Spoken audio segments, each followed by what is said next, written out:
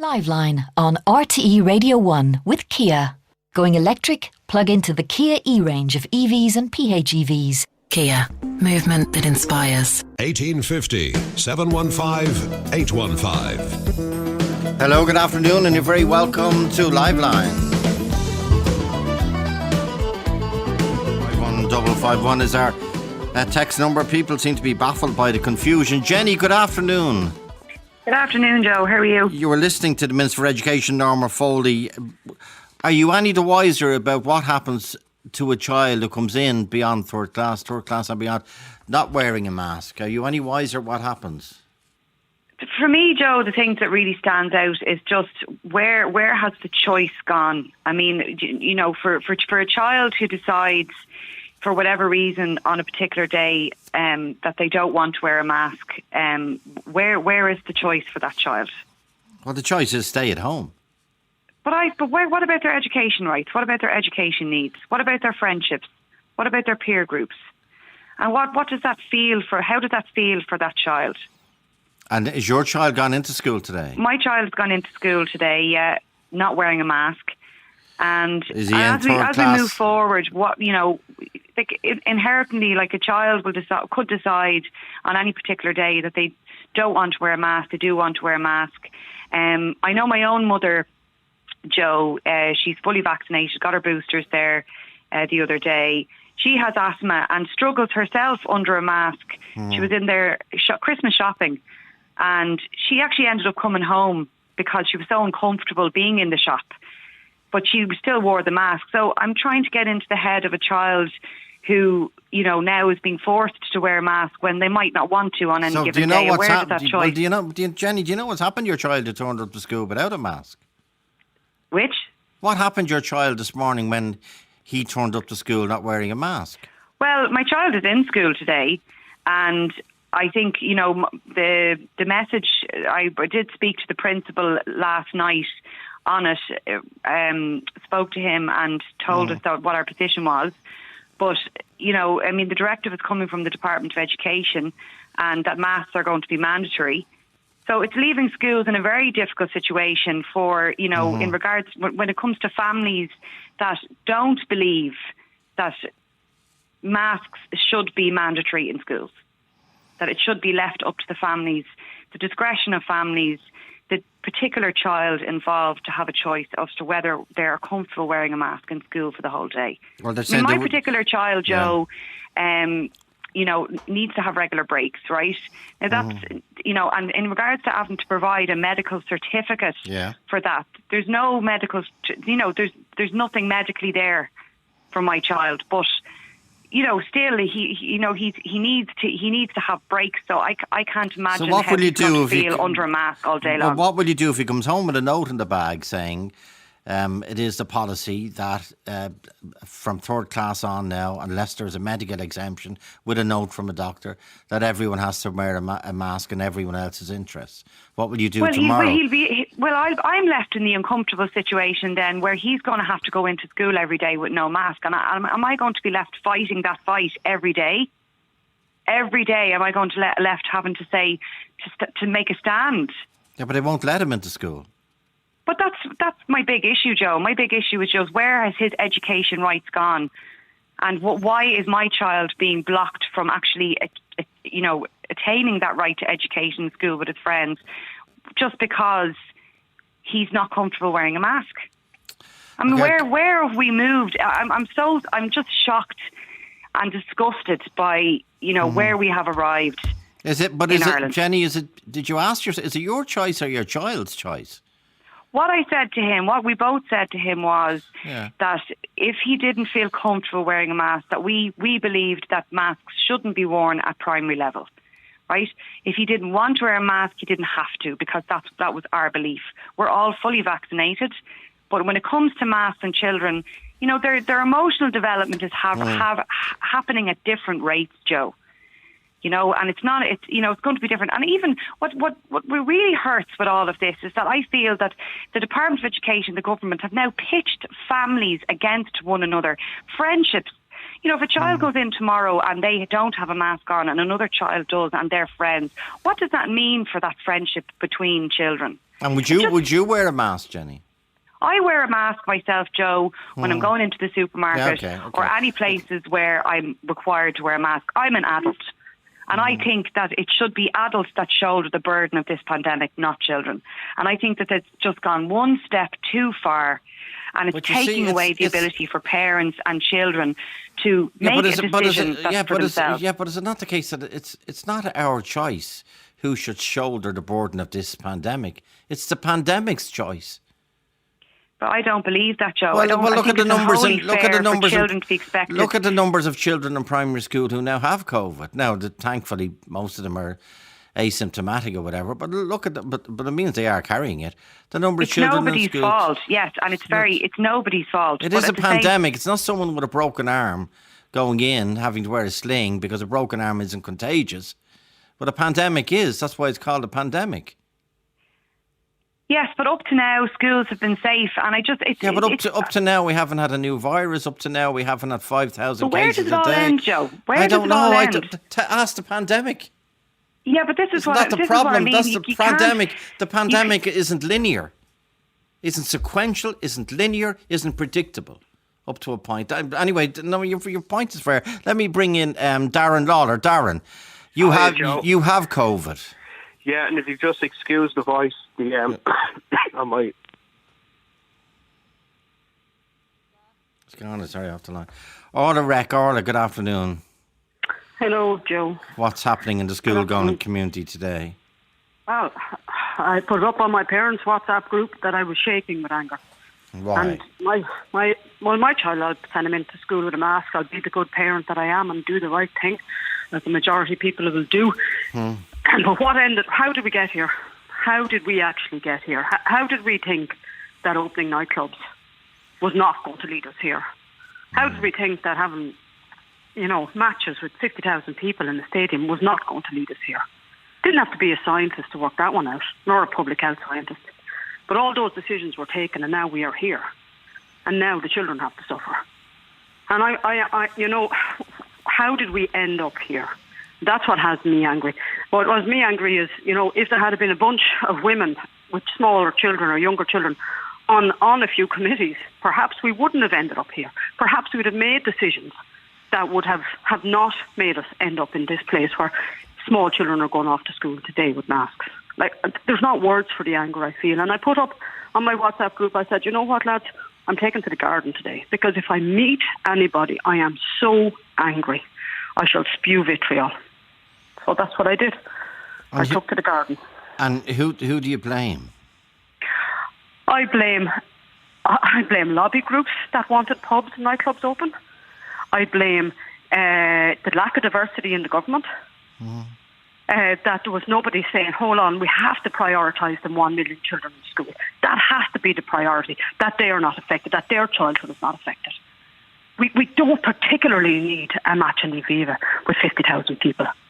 We can reduce that to 10,000. We can have our match and people can be separated. There was 2 matches within 4 days of 50,000 people. These are the decisions. This is what led us here. And how did we make the decision to think that's okay? And I am a scientist, but you don't need to be a scientist to work this one out. So I'm so angry. I am so angry to think that my child has to wear a mask. He will wear a mask and he'll do what's right. But you know what? Women, we don't have parents, carers. We don't have a lobby group. We don't have a vintners association. We don't have anyone talking for us. We just have to put up and shut up in our caring profession.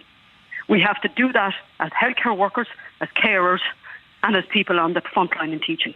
All mostly women. Well, what about when you hear the Taoiseach saying that the COVID cases between the 9 and 13-year-olds have gone through the roof? Joe, it's gone through the roof because it's gone through the roof in the community. And it's gone through the roof in the community because we let say, have at it. Go to your nightclubs. Have your drinks. Be on top of each other. No problem. Do it. Have your matches. Sit cheek by jowl. That's where what we did in the community is what has the schools where it is, not the other way around. Change all your community stuff first and then look at changing the schools. Darren Lawler's now back, or I'll come Joe at RT No, Daddy. Joe, I'm too angry. Okay. I'm too angry to speak. I know. I want you to listen. I know that. I don't want you to go back to stay out of the garden for a few more minutes, Orla. Just listen to Darren. I know. Darren, good afternoon again. Hiya, Joe. As you say, dropped there. Sorry. Yeah, you got COVID on Saturday. Yeah, I tested positive for COVID on Saturday. I had symptoms on Friday, and I feel that masks should be worn by children in school, Joe. My children are 10 and 11 now, and they have been wearing masks through this pandemic, and when they returned to school, they were wearing masks. In Mount Sackville in Chapel Lizard, the principal, who's very proactive in this, Miss O'Kelly, has even asked parents to wear masks in the schoolyard to keep everybody safe. Now, unfortunately, Joe, there has been outbreaks in both my daughter's classes, and they're at home now, Joe. Not with COVID, but because I had COVID, they had to be tested. Yeah. Now, they were tested, tests came back clear, and they will have to go for a second test yesterday because we feel one may have symptoms. My wife is a frontline worker, and now she's out of work, Joe. She's an extra person now taken from our health service, all because somebody somewhere let their guard down. Now, I wear my mask all the time. I use my hand gel all the time, and I keep my distance. However, Joe, I must say that the messages from government have been very, very confusing, and I feel that the risk to children has been there a long time. I mean, the Taoiseach did come out to say that there were high incidence rates from 5 to 11-year-olds, but yet it appears that 9-year-olds upwards are wearing the mask. So you can see the confusion there. I do agree with the first Carla where she's saying, like, where's her rights in relation to her child? I'm looking at a document here which was issued to the department from the school, and it says that schools will be best placed to identify those children whose complex needs are such that the wearing of face masks may not be possible for them. Now, Joe, whether you wear a face mask or not, the government has said if you don't wear a face mask, you must need a certificate. So therefore, it's a medical reason why you can or you can't wear a face mask. Yeah. And it's not up to a school to decide who's exempt and who isn't exempt. And that's where the confusion comes in. However, Joe, I am an example of somebody who has COVID now. My mum was taken at the hospital. I was on Liveline before, and RC News had covered this before. She was taken in the hospital on the 24th of January of this year. And days later, Joe, she was given 3 days to live. My father was taken into the Mater Hospital on the 1st of February, and he was dead on the 5th of February. Both in wards fairly close to each other. And they didn't know each other were in until the last moment. Now, Joe, I'm a person who's in either day 4 or day 5 of COVID, and I'm feeling the pressure now. My breathing it's not laboured from coughing a lot. I'm very sore diaphragm. I've no taste. I'm in a room upstairs on my own, and I will be here now for the next, I think it's 10 days, to make sure everybody from the house is safe.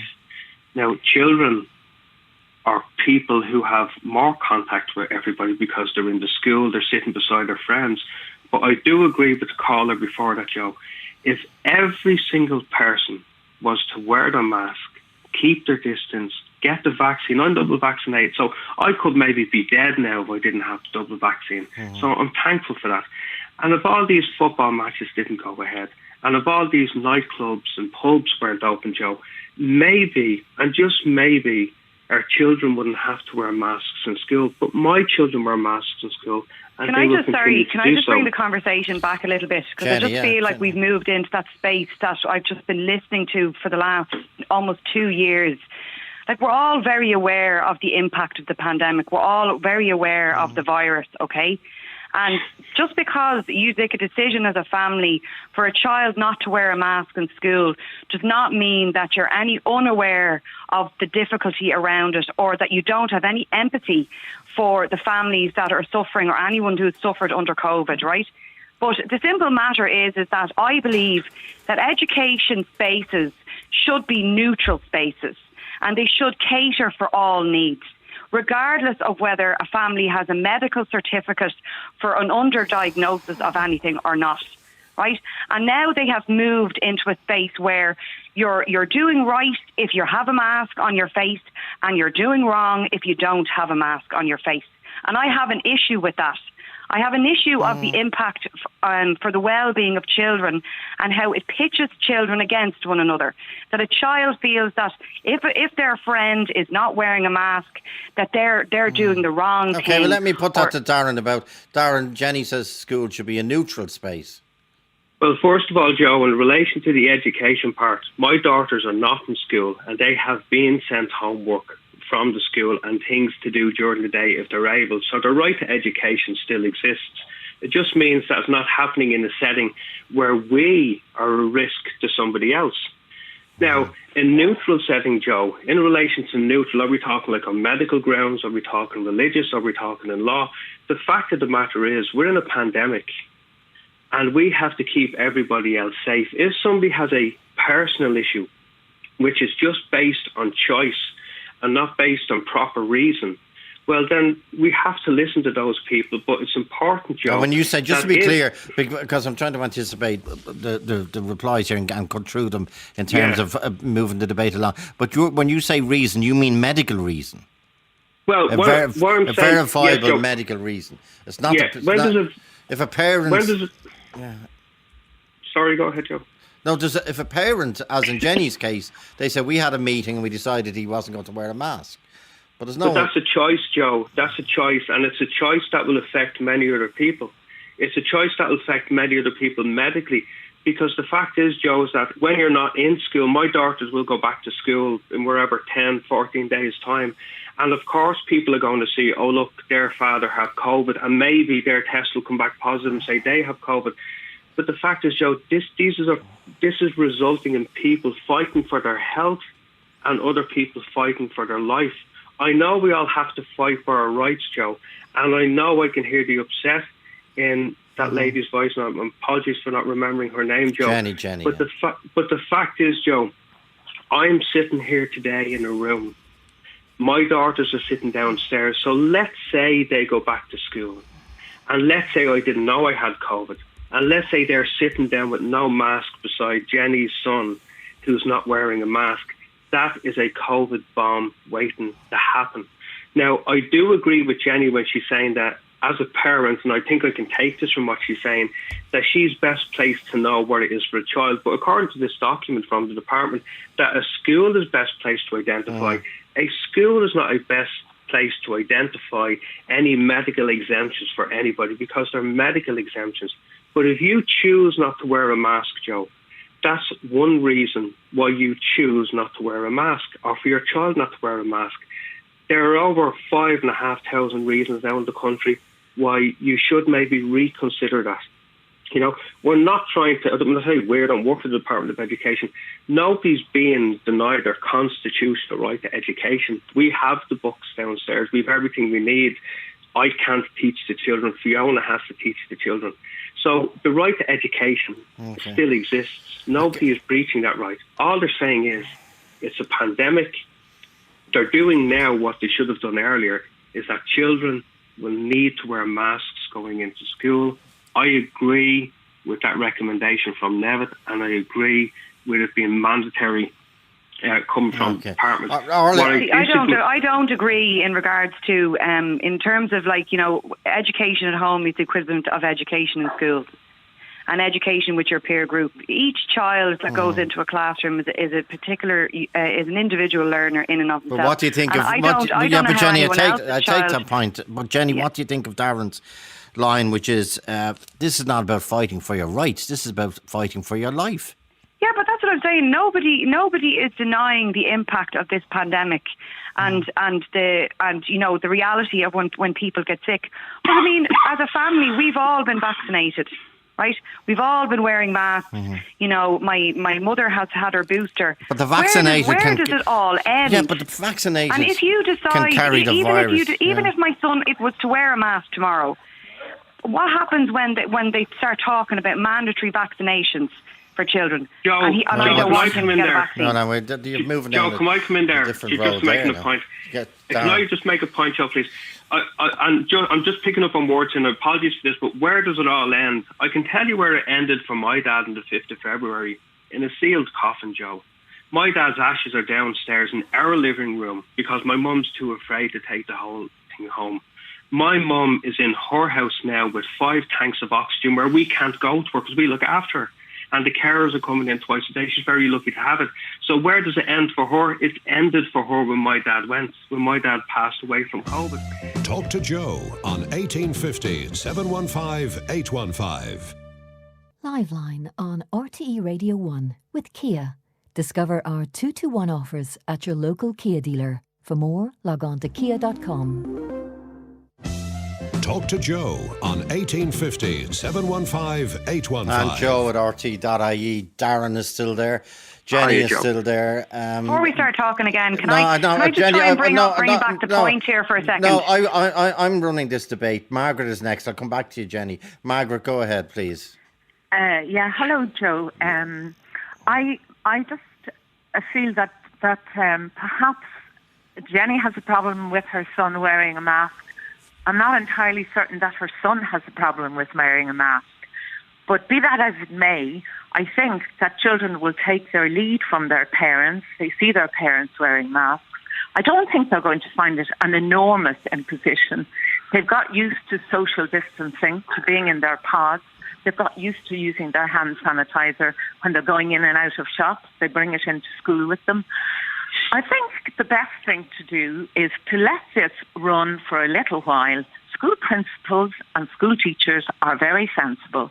They will know the children for whom mask wearing is going to be an issue, and they will be flexible about it. They will also know the parents who will cause an issue about having to wear face masks, and they will be flexible about it. And children will come under peer pressure to wear face masks when they're sitting at school with their friends. So I think just let it bed in for a little while, because there's no doubt it's spreading in school. And My what about 3 Jenny's grandchildren have point? COVID. Oh God! Sorry, Jenny, Joe. what do you think of Margaret? What do you think of Jenny's point about rights? Yeah, well, I see our rights are curtailed all the time, Joe, in small ways and big ways. And I understand that Jenny feels that things are going a little bit too far and she wonders what next. But, you know, if her child or any other child decides they're not going to wear the school uniform in today and the next day and the next day, then they will be not allowed to go into school. If they decide they're not going to wear school shoes, eventually they will not be allowed into school. Our rights are curtailed. If we want to travel on public transport, we have to wear a mask. And I just think that I have no problem with mask wearing on public transport, just to make that point. And I often wonder if we were to have this discussion and debate 2 years previous, would there be actually a lot more outrage? To be honest, I actually think just this drip feed of compliance and stoking fear out there, you know, and just saying like, sure, it doesn't really matter. Of course it matters. Of course it matters, you know, that a child doesn't have a choice in a school environment, and whether or not they feel that they're forced to put a mask on their face, whether they feel comfortable or not, and then feel that if they're not wearing a mask on their face, that they're to blame for this pandemic, or that Jenny, people who choose not to wear a mask that are to blame for Darren's situation and his situation. And I'm sick and tired of listening to the COVID conversation going down this rabbit hole every single time. You know, and that you know that it's only for a little while, and that it won't be an issue for children. We don't know the impact of what it will be for children. We don't know the impact on their emotional and psychological well-being. We only know what the impact will be when this pandemic hopefully is long behind us. But what we do know, as Darren said, is 5,500 people dead. 146 people died in England yesterday from COVID. And that's absolutely tragic. But it is a reality. But it's not Margaret, people's fault. Nobody's fault. Let Margaret back in. Jenny, may I ask you, did you put a face mask in your son's bag in case he changed his mind? No, I didn't today, because it wasn't clear today as to what was happening, and we know that from the conversations this morning. Things were all over the shop. Just in case he decided himself that he might have to wear a face mask. I didn't this morning, but I will tomorrow. Would you object if the teachers put a box of face masks on a table. But is that really choice, though? Is that choice or is that coercion? That's what I'm saying. You're saying yourself, if you're sitting in a room and everyone else has a mask, it's about is it actual real choice? That's my issue. Yes, it is. It is. Joe, and all the choices, come in there, please. all the choices have consequences. And my grandchildren who have asymptomatic COVID, and I stress asymptomatic, they are completely well, are a 14-year-old, an 8-year-old, and a 4-year-old. Now, if in their classrooms they had been wearing masks, they would not have got COVID. But how do you know that for sure? Well, how do we know? Nobody knows where they're contracting COVID. Well, Joe, can I just say... Darren, come back in, yeah, please. Joe, just in relation to choice, choice is a very important thing for everybody in the world. And choice is more important for children so they feel they have a choice. In relation to COVID, COVID will choose who's going to get it. And we have to do the best to protect ourselves and our community from something. If people have an issue with their children wearing masks, we have to respect their view. But the view is not well founded when it's just in relation to choice. This is in relation to, we have a pandemic here. We have many people dying. My wife, Jo, is out of work. When she comes home, and even in the early stages of COVID, she would have to get undressed in the hall, Jo. She would have to put her clothes into a special wash. She couldn't go near the girls for days because nobody knew exactly how dangerous or how transmissible this disease is. And now we know. So the drip feed information that's coming from government, it's not correct the way government are communicating with people. But the word is very, very clear now that COVID is highly transmissible throughout schools. And unfortunately, Joe, we're going to be bringing those home to grandparents. We're going to be bringing them for the greater good. I take that point. The greater good. Anne is in Kildare. Anne, you're a nurse. Hi, Joe. Sorry, you're listening to the debate. I am, and you know, Joe, I've been thinking that I find it more difficult now listening to people moaning, complaining, and giving out than going in to work. Okay. We're living in a pandemic. Pandemics, according to history, last usually 3 to 5 years. I don't believe any government in any country get everything right. I think that our children have watched us wear face masks for 2 years. I think anything that may be helpful regarding relatives, family members, we're coming up to festive season. We're all connected within our families, within our communities, and within wider society. And I just really wish that people would stop moaning, complaining, and giving out. I think our government have probably never worked as hard as they have worked in the past 2 years. And I don't believe they get everything right. But I don't believe a government in any country is getting anything right. And what do you think of Jenny's point that children should not, of all people, should not be forced to wear masks? Well, my own son and his wife are both teachers in primary schools, okay? I think that it is a very good idea that children wear face masks because they are coming back home to families. They are going to be mixing more coming up to Christmas. Most children would still have grandparents alive. Some children have lost grandparents or parents through this pandemic. And I just wish that people would stop fighting about all the little things. But Jenny says she has empathy for those people who've lost. Can I just make the point, sorry, Joe, here with this? It's like that I've not once have I moaned or am I fighting with anyone, but just because I don't wish to comply or just because I don't wish for my son to wear a mask does not mean that I'm moaning or I'm fighting or I don't care or I don't realise that I'm not in a pandemic. Hang on a second. What the problem is that the narrative keeps changing on this one. It keeps changing over the course of time, right? We were told months ago that if we all got vaccinated and did what we were told, that was enough, right? Okay, Jenny, and now we're being told that our children have to be masked all day for 5.5 hours to 6 hours, sitting in classrooms, right? And will that be enough? Jenny, is my younger child going to have to go in with a mask in preschool? Let Could I just say enough? Let Anne reply. Could I say just one thing, Jenny? Every shift that I go into in the hospital that I work in, I follow direction. And every shift that I go in, things are changing. And I follow direction because all I want to do is get through the pandemic and help other people get through the pandemic. And if that means that I have to do certain things, whether I agree with them or not, I will do them. Adult. To be fair, you are an adult, okay?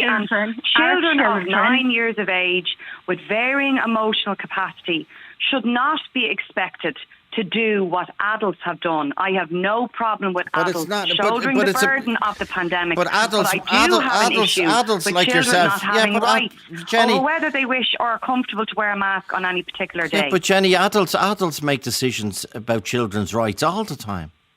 All the time. But that doesn't mean that they're making the right choices. I know, but they still make choices for children. Maybe it's down to the environment themselves, the classroom environment as well. When you say if it's no longer fit for purpose for all children, then that needs to be looked at. You come back with the line, where's it going to end? Ask Mr. Pandemic, would you? Drop him or her a note wherever they are. Maybe we need to start having another debate around the actual structure of classrooms and whether or not they're fit for purpose. But we are where we are, to use that awful phrase. Mary McGilliry. Mary, your point, please. You're a teacher. Joe, I'm ringing as a teacher, and now I have retired this year because I couldn't take another year of COVID in the classroom. But I do honestly believe that our children, and I taught infants, our children are extremely resilient when it comes to anything to do with new little things that are being introduced. Mask wearing would be a very big thing for them, absolutely. But it is down to the way that parents approach it. It's to the way that the teachers and the SNAs in the classrooms approach it. We are human beings. We are extremely compassionate, extremely understanding, and we would always make sure that children would get breaks from it. We would build in structures for how to do things. The department didn't tell us everything about what to do for setting up our COVID rules in the schools. They didn't give us all of that. We had to devise stuff and make it work, get our children into the routines. The biggest nightmare last year or the year before for when we came into school with COVID for the first time was getting the children into a routine for washing their hands. This is a new routine. It is perfectly doable, but parents need to be on side. I come from where I had a positive pod in my classroom. It did not spread to all the other children in the room. The idea of saying that class schools are safe has been a little bit of a it's not right. Schools are safe by the nature of what they have been doing. But unfortunately, Delta seems to be able to go rampant through a place. I blame a lot of it now on when they cut out contact tracing at the end of September, because this is when all of these cross-contact, they started getting it across each other in the classrooms. Up till then, it was relatively controllable. So bring back contact tracing. Let children attend school if they are identified as close contacts. Let them attend and wear masks, but put them through the PCR testing. But don't stop them coming to school. They need school. We all need school. And was there anything? There was so much happened, Mary, and you say you've retired because of COVID. Is there anything in particular that broke the straw that broke the proverbial camel's back? Or is it just, for me? Yes. Well, I was 37 years teaching. Wow. So I loved every minute of it, but I couldn't cope with the stress of it. I was looking after mum at home, all the different things that I felt I was too high a risk person to be going in and facing this. There was no vaccine back there last year when I was going in for it. So I didn't feel safe to go back in and face it this September. And I'm so glad that I'm out of it, but I feel so sorry for all of my ex-colleagues and everybody in Ballyfermot who will know me, that that they are still facing this, and that to come up against an obstacle of parents saying they don't want their children to wear masks, I think that makes it very difficult. Children who've got health issues and that, we can all cope with that. We can adapt around it. But to have the majority in a classroom wearing a mask stops it spreading. It stops it going home to your house. Okay. Thanks, Mary. But we don't actually know where we're picking it up half the time. Yeah. So I don't know where this business of thinking that, we don't actually know where it's being picked up. If it's being picked up in the community, it's been picked up in the community. It's not necessarily being picked up in schools. Well, a lot of children are coming in on that. Are they going if you don't know where it's coming from, the mask should be worn. If you don't know where it's coming from, masks should be worn until we do. Adults, how are we ever going to know? How are we ever going to know where it's coming from? Are we just adults?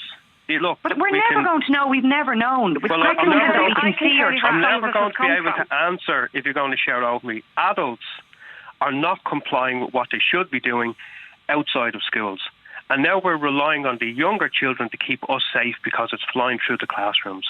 If we don't know where it's coming from, we have to take the precautions because we don't know where it is. Okay. If you were going into a particular area or a particular part of the world where there's a particular danger, you will take those precautions or keep away from that area. COVID is in every area. It's on every corner. It can go to every lung. Children. Mary. Sorry, Joe, can I just say to you? I want to let Mary. The children in my class at the time, they were mostly asymptomatic, and it was proven by public health that they brought it home and they passed it on to their families. Schools, because children get it asymptomatically, they are the last person you're going to identify. If you're waiting for parents to get it, they're PCR'd and come up positive. By the time they test the children as a close contact of their parent, they are no longer transmitting it. Schools have been a very silent spreader of COVID, and it's only now when they've stopped the contact tracing that it is making a beeline through the schools. Okay. Where will it all end? I don't know. Mary McGilvery, thank you so much. Darren Lawler, Jenny, thanks to Anne, Margaret, Orla, and the other callers as well. Joe at RT.ie. Talk to Joe on 1850 715 815. Liveline on RTE Radio 1.